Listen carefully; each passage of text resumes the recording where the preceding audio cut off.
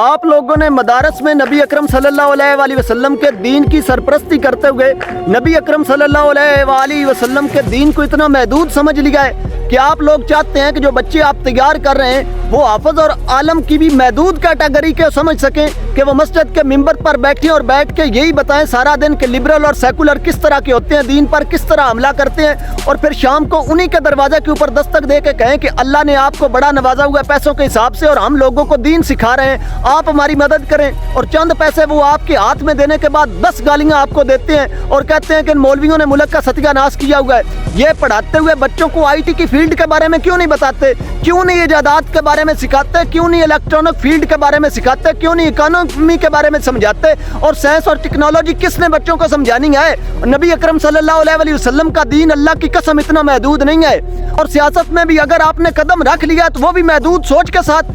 کہ شیعہ کے ساتھ نہیں ملنا، وہابی کے ساتھ نہیں ملنا، فلانے کا ووٹ نہیں لینا، ہم نے اپنے مسلک کی حد تک محدود رہنا، اور مسلک کے اندر بھی 10 تقسیمیں کر کے اپنے آپ کو الگ الگ محدود کر کے رکھا ہوا ہے۔ وہ خدا کا واسطہ ہے اگر اس میدان کے اندر اتری ہو تو اس میدان کو سمجھنے کی کوشش کرو کہ کیا مقاصد ہے۔ اقتدار پر بیٹھ کر نبی اکرم صلی اللہ علیہ وسلم کے عدل کے نظام کو اس طرح نافذ نہیں کیا جا سکتا کہ اپنے آپ کے 50 ٹکڑے کیے ہوئے ہوں، وہاں پہ اکثریت ووٹ حاصل کر کے جاؤ گے تب بھی نظام کو بدل سکو گے، اور مدارس اور مساجد والا دین جو آپ نے محدود کیا ہوا ہے اسے اقتدار میں نہیں بٹھا پائے، انٹرنیشنل دنیا کے سامنے نہیں ثابت کر سکے اگر کہ نبی پاک صلی اللہ علیہ وسلم کا دین اتنا مضبوط ہے کہ ہم دنیا کے ساتھ تجارت اور سفارت بھی ان زاویوں کے ساتھ کرتے ہیں، تو پھر آپ کا کیا فائدہ ہے؟